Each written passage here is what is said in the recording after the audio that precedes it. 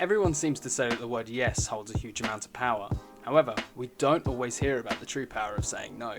Whilst only 2 letters long, no possesses so much power that it's actually sometimes really hard to say. This is usually because of the obvious negative impacts it can have. However, there are positives behind learning how to say no. Here are 5 important reasons why you should learn. Repeated yeses can leave you spread far too thin.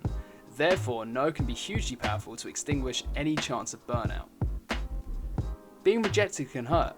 However, if you always say yes, no one will ever need to feel rejected, meaning you may get asked to do more things than others. Saying no does not need to be a confrontational affair. Be polite, show understanding, and perhaps briefly explain why you're unable to help this time around. Use your judgment to decide whether something is worth your time or not. If you do say no, then it is because you have other priorities that require your focus.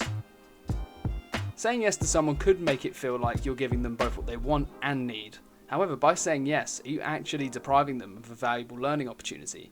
In this situation, you could say no to the task in its entirety, however offer to support them to resolve it, therefore building their abilities in this area.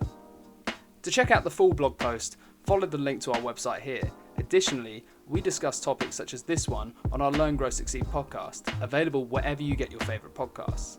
You can also receive learning motivation via our Instagram too.